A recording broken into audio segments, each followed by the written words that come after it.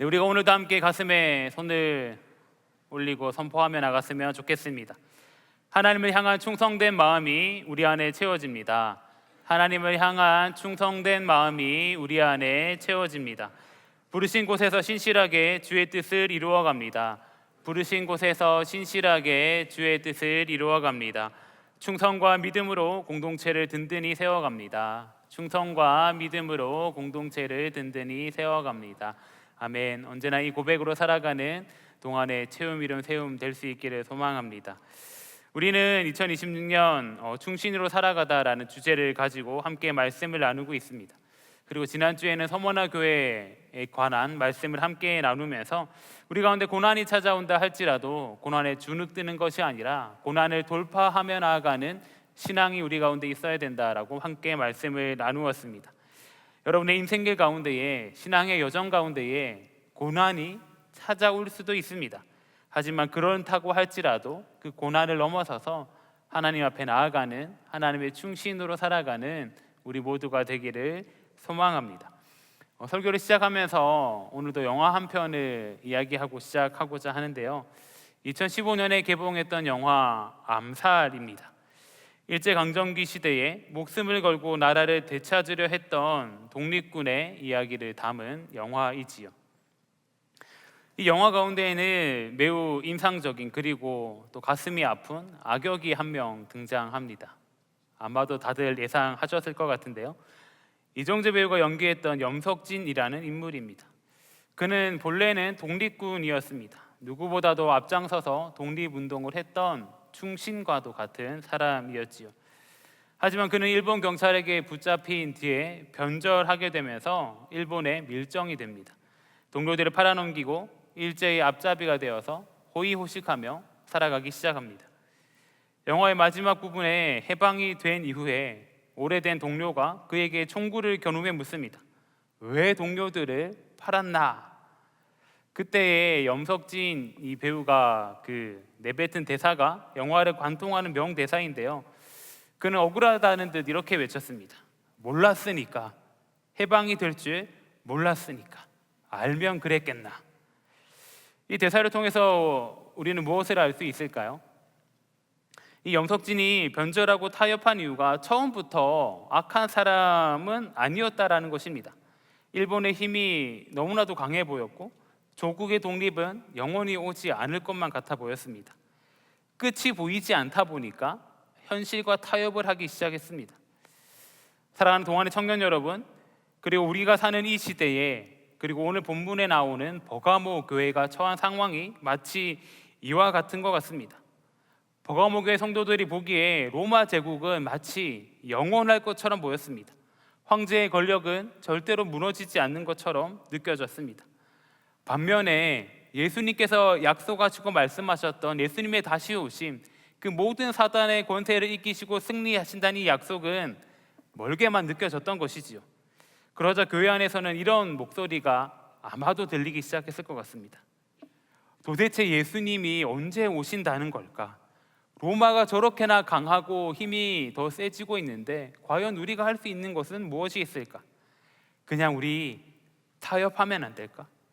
우상의 재물 먹는다고 뭐가 문제가 있을까? 우리가 하나님을 믿기는 하지만 그들의 법칙에 따른다고 해서 우리가 지옥 가는 건 아니지 않을까라고 이야기했던 것 같습니다. 이것들이 오늘 본문에 등장하는 발람의 교훈, 타협입니다. 우리가 왜 세상과 타협하는 삶을 살아갈까요? 왜 거룩한 충신의 자존심을 버리고 세상 방식에 무릎을 꿇으며 살아가는 것일까요? 어쩌면 우리 마음 깊은 곳 가운데에 하나님 나라는 정말 멀게만 느껴지고 세상의 권력은 당장 내 눈앞에 있으니까 라는 생각이 있지는 않은지 돌아봐야만 할 것입니다. 하지만 역사가 증명하듯이 우리나라의 해방은 왔고 또 성경이 증언하고 있듯이 예수님은 반드시 우리 위에 다시 오십니다. 로마라는 거대한 제국 앞에서도 나는 예수님께서 승리하실 것을 안다라고 믿었던 버가모 교회 성도들이 있었습니다. 끝까지 믿음을 지키며 나아갔던 충신들이 있었던 것이지요. 오늘 말씀의 배경이 되는 버가모 지역을 먼저 한 번 더 살펴보고 말씀을 더 나누고자 하는데요. 버가모 지역은 우리가 지난주, 지지난주에 함께 말씀을 나누었던 에베소 지역과 서머나 지역과 같이 경제적으로 아주 부유한 도시는 아니었습니다.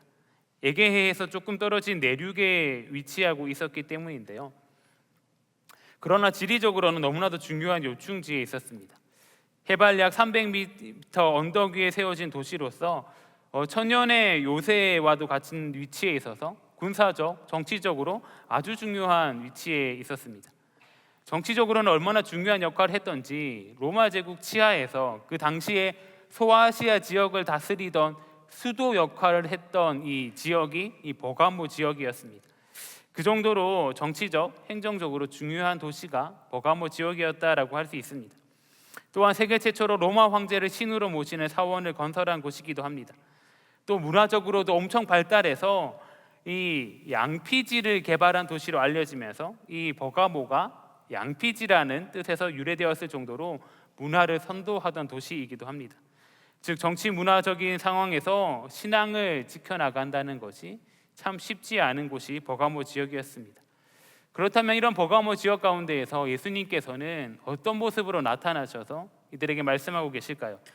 버가모 교회에 나타난 예수님의 모습은 좌우에 날성검을 가지신 분이십니다. 우리 12절 말씀을 함께 한 목소리를 봉독하겠습니다. 시작. 버가모 교회의 사자에게 편지하라.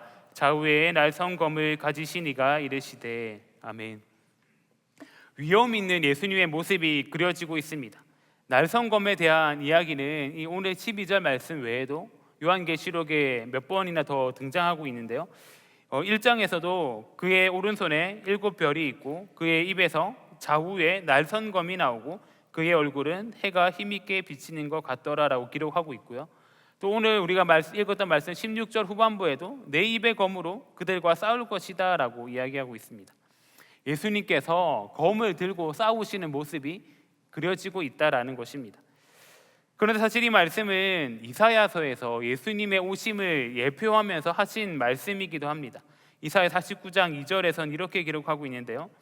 내 입을 날카로운 칼같이 만드시고 나를 그의 손 그늘에 숨기시며 나를 갈고 닦은 화살로 만드사 그의 화살통에 감추시고. 우리는 이 모든 것들을 종합해서 보았을 때 예수 그리스도께서 하나님께서 약속하셔서 보내신 메시아라는 사실과 더불어서 더 구체적으로는 이 땅에 종말이 올 때에 예수님께서 심판자 역할을 하신다라는 것을 알 수 있어야만 됩니다. 예수님께서 칼을 들고 심판하시는 분이시다라는 것이지요. 이것은 당대의 시대적 상황을 묘사한 것이기도 합니다. 당시 로마의 황제나 권력자들은 자신들이 통치하고 판결하는 권세가 있음을 증명하기 위하여서 마카이라라고 불리는 약 45cm 정도의 단도를 늘 허리춤에 차고 다녔다고 합니다.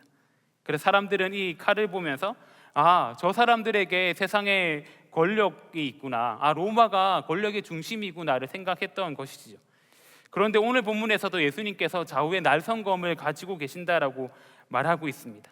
그런데 이 예수님께서 차고 계신 이 날성검을 가리켜서 이제 헬라어로는 롬파이아라고 기록하고 있는데, 이 롬파이아가 어떤 칼이냐면은 무려 날만 90cm에 달한다고 합니다. 그리고 손잡이도 60cm나 된대요. 이 칼을 다 합치면 150cm나 되는 대형 검이죠. 이 검을 두 손으로 휘두르기만 한다면 이 저기 들고 있는 방패마저 이제 두동강이 난다 할 정도로 강력한 검이 이 검입니다. 그러니까 예수님께서 좌우에 날성검을 가지셨다라고 이야기한다라는 것은 예수님께서 이 로마 45cm 칼을 차고 다니는 이 로마와는 비교할 수 없는 권세와 권위를 가지신 분이시다. 그리고 그 예수님께서 종말 때에 우리 가운데 오셔서 우리를 심판하시는 분이시다를 잘 기록하고 있는 것이지요. 그렇다면 왜 예수님께서는 인자하시고 사랑 많으신 모습이 아니라 이렇게 무서운 모습으로 버가모 교회에 나타나셨던 것일까요? 오늘 예수님의 모습을 통해 우리가 느껴야 될 것은 어떤 것들이 있을까요? 오늘 버가모 교회를 향한 예수님의 말씀을 통해서 그 모습들을 알기 원하는데요. 먼저 예수님께서는 버가모 교회를 향하여서 칭찬의 말씀을 하십니다. 그들이 받은 칭찬 첫 번째는 위험한 곳에서도 믿음을 사수했다라는 것입니다. 우리 13절 말씀도 함께 한 목소리로 봉독하겠습니다. 시작. 내가 어디에 사는지를 내가 아노니 거기는 사탄의 권자가 있는 데라. 내가 내 이름을 굳게 잡아서 내 충성된 증인 안디바가 너희 가운데 곧 사탄이 사는 곳에서 죽임을 당할 때에도 나를 믿는 믿음을 저버리지 아니하였도다. 아멘. 예수님께서는 버가모 교회 성도들을 향하여서 내가 어디에 사는지를 안다, 내가 안다라고 기록을 하고 있습니다. 이 말이 버가모의 지리적인 위치를 예수님께서 잘 알고 있다를 얘기하시는 걸까요? 그것만을 얘기하는 것은 아닐 것입니다. 예수님께서 버가모 교회 성도들을 보았을 때 너희가 얼마나 숨막히는 영적 전쟁터 한가운데에서 버티고 있는지 내가 그 고통과 압박을 다 알고 있다라고 말씀하고 계시는 것입니다. 버가모가 있던 지역이 얼마나 위험한 곳인지 사탄의 권자가 있는 곳이다라고 기록을 하고 있지요. 박해를 받고 있던 버가모 교회가 겉으로 보기에는 도시의 관료들이나 로마의 황제나 이런 곳 가운데 핍박을 받는 것처럼 보일지 모르겠지만 바울도 에베소서에서 이야기하고 있는 것과 같이 이러한 박해에 관련된 것들은 사단의 세력과의 싸움이다라는 것입니다. 에베소서 말씀에서도 이렇게 기록하고 있습니다. 우리의 씨름은 혈과 육을 상대하는 것이 아니요 통치자들과 권세자들과 이 어둠의 세상 주관자들과 하늘에 있는 악의 영들을 상대함이라. 아멘. 이만큼 사탄의 세력과 싸우고 있다라는 것입니다. 사탄의 권자에 대해서는 당시 버가모 지역에 성행했던 우상들을 생각하면 될 것 같습니다. 어떤 것들이 있었냐면은 제우스를 위한 대제단, 또 치유의 신으로 불렸던 아스클레피오스의 진료소, 또 로마 황제를 숭배하는 황제 제의 등이 있었습니다. 우상 숭배가 강하였고요. 정치와 종교가 결합되어 박해가 강한 도시가 바로 버가모 지역이었습니다. 예수님을 믿는다고 하는 것이 단순히 조롱받고 힘들어지는 정도가 아니라 삶의 자리 가운데에서 실제 불이익과 박해와 더 나아가서는 순교까지 이를 수 있는 곳이 버가모 지역이었다라는 것입니다. 실제로 그 요한계시록에 이제 이 소아시아 7교회를 향한 편지 중에서 유일하게 순교자에 대해서 직접적으로 기록하고 있는 곳이 버가모 지역입니다. 그리고 그렇게 순교당했던 사람의 이름이 바로 안디바라는 사람인데요. 안디바의 뜻은 모든 것을 반대하는 자라는 뜻을 가지고 있습니다. 어떤 것을 반대하였을까요? 그렇죠. 우리가 생각하듯이 우상 숭배와 황제 숭배를 단호하게 반대하였던 것입니다. 성경에는 이 안디바에 대해서 더 자세하게 기록되어 있지는 않지만 전승에 따르면 이 안디바가 채석장에서 일하는 사람이었는데요. 이제 이 치료의 신이라고 불리던 이 아스클레피오스의 신상을 조각해달라는 이 로마 정부의 명령을 받고 이 안디바가 어떻게 하였을까요? 네, 알겠습니다 했을까요? 아니겠죠. 단호하게 거절을 했던 겁니다. 거절을 하는 바람에 노추로 만든 뜨거운 황소상 안에서 타 죽었다라고 전해지고 있습니다.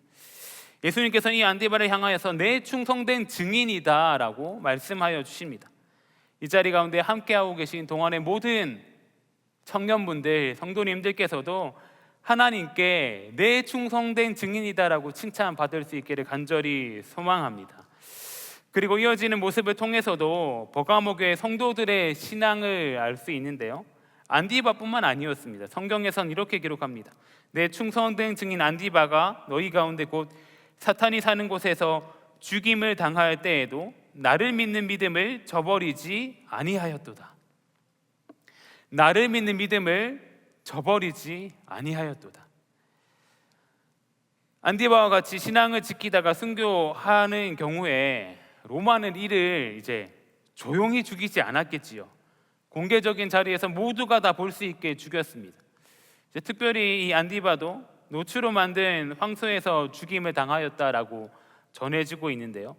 이 놋 황소 안이 비어 있고 이제 구멍도 나 있어서 이 안에 사람이 소리치면 소리가 막 울려가지고 바깥에 아주 큰 소리로 울려서 들렸다라고 합니다.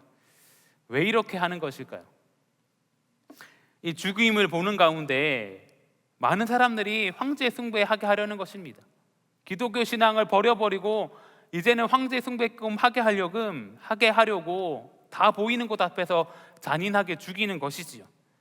그러나 말씀에서와 같이 버가모 교회 성도들은 박해의 현장 가운데서 결코 믿음을 저버리지 않았습니다. 하나님을 따르는 믿음을 저버리지 않았던 것입니다. 그렇습니다. 하나님을 향한 진정한 충신은 환경을 핑계대면서 도망하는 사람들이 아닙니다. 여기는 너무 타락해서 신앙생활을 못하겠어, 우리 가운데 박해가 너무 찾아오니까 내가 더 이상 신앙을 지키지 못하겠어 라고 이야기하면서 피하는 사람들이 아니라는 것입니다. 사탄의 권세가 있는 곳, 가장 세속적인 도시 한가운데에서도 예수님의 이름을 굳게 잡고 버티는 사람이 충신이다라고 할 수 있는 것입니다. 사랑하는 동안의 청년 여러분, 여러분의 버가모는 어디입니까?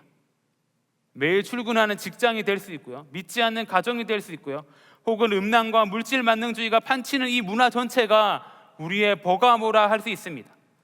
이곳 가운데에서 신앙을 지켜나가는 것이 때로는 마치 순교하는 것 같이 힘들 때도 있습니다. 하지만 그러면 그럴수록 예수님의 이름을 더 붙잡고 나아가는 동안의 모든 청년들 될 수 있기를 간절히 소망합니다. 충신의 두 번째 모습은 달콤한 타협을 거부해야 한다라는 것입니다. 요한계시록 2장 14절 15절에선 이렇게 기록하고 있습니다. 그러나 내게 두어 가지 책망할 것이 있나니 거기 내게 발람의 교훈을 지키는 자들이 있도다. 발람이 발락을 가르쳐 이스라엘 자손 앞에 걸림돌을 놓아 우상의 제물을 먹게 하였고 또 행음하게 하였느니라. 이와 같이 내게도 니골라 당의 교훈을 지키는 자들이 있도다. 아멘. 이렇게 박해 가운데서 굳건하게 신앙을 지켜며 나아갔던 버가모 교회 성도들에게 예수님의 칭찬만 있었던 것은 아닙니다. 무서운 박해 가운데에서도 신앙을 지키며 나아갔던 버가모 교회 성도들이었지만 의외의 지점에서 이들의 신앙이 흔들리게 되는데요, 그것은 바로 신앙을 그들 스스로 타협했다라는 것입니다. 말씀에서 이야기하는 발람의 교훈과 니골라 당의 교훈을 따랐던 것입니다. 이런 모습이 있었기 때문에 앞서서 말씀드렸던 것처럼 예수님께서 좌우의 날성검을 들고 이들을 심판하려고 하시는 것입니다. 이 발람이라고 하는 사람이 어떤 사람인지 잘 알 필요가 있는데요, 구약 성경 민수기에 등장하는 사람입니다. 관련해서 조금 더 설명이 필요할 것 같은데요, 이스라엘 백성들은 이제 40년간 출애굽한 이후에 40년간 광야에서 방황하고 난 이후에 모압 평지에 이르러서 하나님께서 약속하신 가나안 땅을 바라보게 되었습니다. 이제 가나안 땅에 들어가기만 하면 되는 것이죠. 그런 당시 이스라엘 백성들은 숫자가 어마어마한 대군이었습니다. 그런데 이렇게 많은 이스라엘 백성들을 보고 위협을 느꼈던 모압 왕 발락이라는 사람이, 발람과 발락이 등장하기 때문에 잘 구별하셔야 되는데요, 발락이 이교도 선지자인 발람에게 많은 돈을 주고 이스라엘 백성들을 저주해달라고 얘기합니다. 이스라엘 백성들이 너무나도 두려웠던 나머지 이스라엘 백성들을 저주해달라고 부탁했던 것이죠. 그런데 이 발람이 이제 이스라엘 백성들을 저주하려고 하는데 하나님께서 발람 가운데 임하십니다. 그래서 발람의 입을 하나님께서 개입하여 주셔서 오히려 이스라엘 백성들을 향한 축복의 말씀을 하게끔 하나님께서 역사하십니다. 여기서 끝이 나면 참 좋을 텐데 그렇지가 않습니다. 발람은 이스라엘 백성들을 이제 저주하려고 하는데 저주를 못하니까 그것을 대신해서 이스라엘 백성들이 스스로 타락하게끔 만들어 버립니다. 그리고 일어난 사건이 이스라엘 백성들이 행했던 음행입니다. 민수기 25장 1절에서 2절에서는 이렇게 기록합니다. 이스라엘의 시딤에 머물러 있더니 그 백성이 모압 여자들과 음행하기를 시작하니라. 그 여자들이 자기 신들에게 제사할 때에 이스라엘 백성을 청함해 백성이 먹고 그들의 신들에게 절함으로. 음행을 포함해서 우상 숭배가 들어오자 이스라엘 백성들은 한마디로 말하면 정신을 차리지 못하였고 결국 하나님께서는 역병을 보내어서 이스라엘 백성들 중에서 무려 2만 4천 명을 죽게끔 만드십니다. 성경에서는 이 모든 것을 가리켜서 발람의 꾀였다라고 얘기하고 있습니다. 발람이 이스라엘 백성들을 타락시키기 위하여서 모압 여성들을 의도적으로 보내었고 이스라엘 백성들은 이로 말미암아 음행을 하게 됐다라는 것이죠. 그 이후에 발람은 대표적인 거짓 선지자이면서 우상 숭배와 음행이라는 죄를 짓도록 만든 사람을 뜻하고 있습니다. 오늘 본문에서 버가모 교회 성도들이 발람의 교훈을 지켜서 우상의 제물을 먹었다라고 이야기하고 있습니다. 당시 이제 우상에게 드려진 제물로 사용된 고기를 처리하는 방법이 두 가지가 있었다고 하는데요. 첫 번째는 이제 이 남은 고기를 시장에다가 내다 파는 것입니다. 바울이 고린도전서에서 이야기하였듯이 이 시장에다 내다 파는 것을 먹는 것은 크게 문제가 되지 않았습니다. 문제는 다른 두 번째 방법이었는데요. 신전에서 제사가 드려진 이후에 이어서 바로 그곳 가운데에서 그 제물을 먹는 것이었습니다. 이렇게 먹는 것은 우상 숭배에 참여하는 것으로 여겨졌습니다. 그래서 그곳 가운데에서 우상의 제물을 먹는 것은 안 됐다라는 것이지요. 그런데 버가모 교회 성도들 중에서는 이렇게 우상의 제물을 먹는 사람들이 많이 있었던 것 같습니다. 성경에서는 정확하게 기록하고 있지는 않지만 그들은 아마도 이렇게 얘기했을 수도 있습니다. 아니, 세상에 하나님 오직 한 분밖에 계시지 않습니까? 그런데 제우스, 아클레피오스 등의 신들은 존재하지 않는 것인데 그들에게 바쳐진 제물을 먹는 것이 도대체 뭐가 문제입니까? 라고 이야기하면서 스스로 타협하는 가운데에 우상의 제물을 먹었던 것 같습니다. 또 다른 죄악은 바로 행음, 곧 음행이었습니다.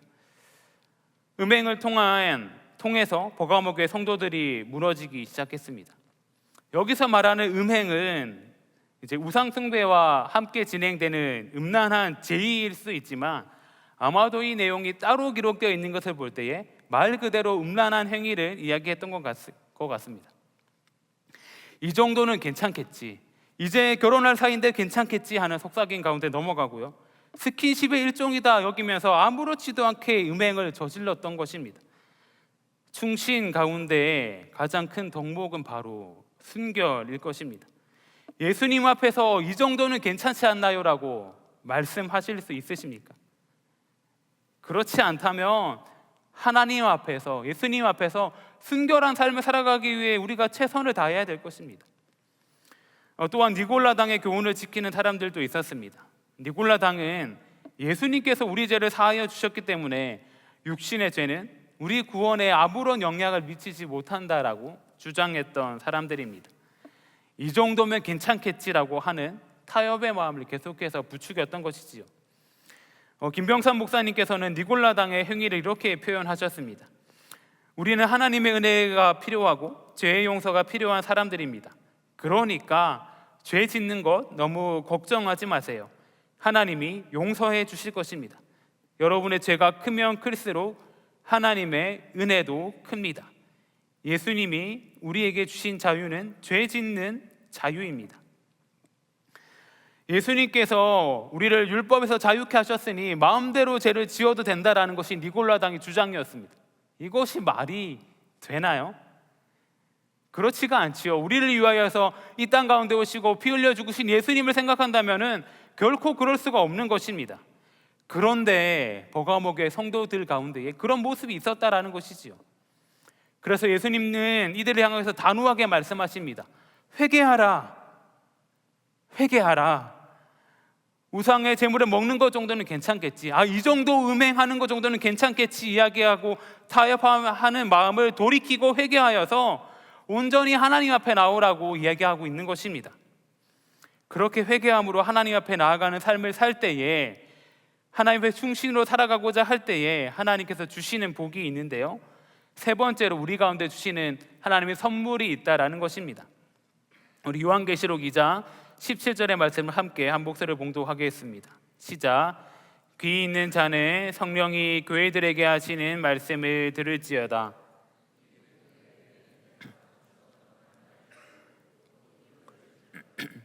그 돌 위에 새 이름을 기록한 것이 있나니 받는 자 밖에는 그 이름을 알 사람이 없느니라. 아멘.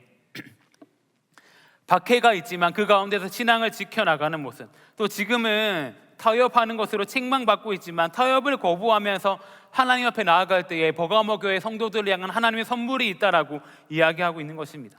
첫 번째는 감추어진 만나를 주신다라는 것입니다.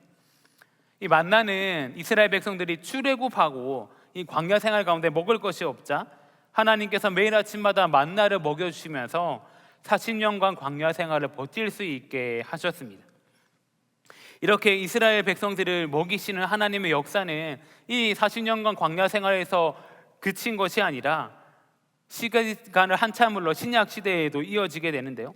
예수님께서도 광야 빈들 가운데에서 오병이어의 기적을 통하여서 5천 명이 넘는 사람들을 먹이셨습니다. 그리고 이 먹이시는 사건을 통하여서 예수님 자신이 메시아임을 분명하게 드러내셨고요. 생명의 떡이신 예수님께 나오는 사람은 결코 줄이지 않는다라는 것을 분명하게 말씀해 주셨습니다. 요한복음 6장 35절에 이렇게 기록하고 있죠. 예수께서 이르시되 나는 생명의 떡이니 내게 오는 자는 결코 줄이지 아니할 터이요 나를 믿는 자는 영원히 목마르지 아니하리라. 아멘. 이렇게 영원히 줄이지 않는 축복이 버가모교의 성도들 가운데에도 있다라는 것입니다. 지금 버가모교의 성도들은 우상에게 바쳐진 제물을 먹는 문제로 인하여서 또 박해 가운데에 신앙의 핍박을 받으면서 당장에 먹고 살 것이 없다라는 걱정을 했을 수도 있습니다. 그런 그들을 향하여서 예수님께서 내가 생명의 떡이다, 나에게 나오는 자는 결코 줄이지 않는다라고 영원한 떡이 예비되어 있음을 말씀하고 계신 것입니다. 또한 이들을 향하여서 흰돌을 주신다라고 얘기하고 있습니다. 고대 사회 가운데에서 흰돌은 여러 가지 의미가 있었다라고 합니다. 재판에서 배심원들이 피고에게 흰돌을 주게 되면은 무죄, 석방의 뜻이 있었다고 합니다. 또한 큰 연회나 축제에 들어갈 수 있는 초대장으로도 이 흰돌이 사용되었습니다. 세상의 기준과 가치관들과 타협하지 않는 삶을 살아가고 있던 버가모 교회 성도들을 향하여서 세상은 미련하다 얘기할 수도 있고요. 또 로마의 권세들은 너희가 죄가 있으니까 죽는 것이 마땅하다라고 얘기할 수 있지만 예수님은 이들을 향하여서 너희가 죄가 있는 것이 아니라 너희가 하나님 앞에서 충신이기 때문에 무죄이다라고 얘기하실 뿐만 아니라 이후에 천국 잔치에 들어갈 티켓, 이 권세까지 주신다라고 얘기하고 있는 것입니다. 이러한 복이 버가모 교회 성도들 넘어서서 이 자리에 함께하고 계신 우리 동안의 모든 청년들 가운데도 넘쳐날 수 있기를 간절히 소망합니다. 이제 말씀을 마무리하고자 합니다. 오늘 말씀을 통해서 우리가 기억해야 될 것은 어떤 것이 있을까요? 우리가 살아가는 삶의 자리 역시도 버가모와 같을 수 있다는 것입니다. 사탄의 권자는 모양을 바꿔서 여전히 우리를 위협합니다. 발람의 유혹은 더 세련된 모습을 가지고 사회라는 이름을 가지고 문화라는 이름을 가지고 우리를 향하여서 우상 숭배하고 음행을 저질러도 괜찮다라고 말할지 모르겠습니다. 그러나 이러한 상황 가운데에서 결코 타협하지 않는 신앙을 가질 수 있기를 소망합니다. 지금 내가 있는 삶의 자리가 위험한 자리라고 할지라도 신앙인으로 당당하게 살아가길 소망합니다. 우리를 향한 달콤한 유혹이 있다 할지라도 그 유혹에 넘어가는 것이 아니라 그 유혹과 타협하는 것이 아니라 그것을 이기며 나아갈 수 있기를 소망합니다. 세상에 여러 가지 떡을 사모하며 나아가는 것이 아니라 하나님께서 예비하여 주신 그 하늘의 떡을 사모하며 나아갈 수 있기를 소망합니다.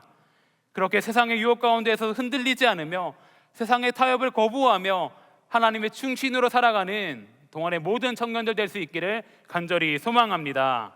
아멘. 함께 기도하겠습니다.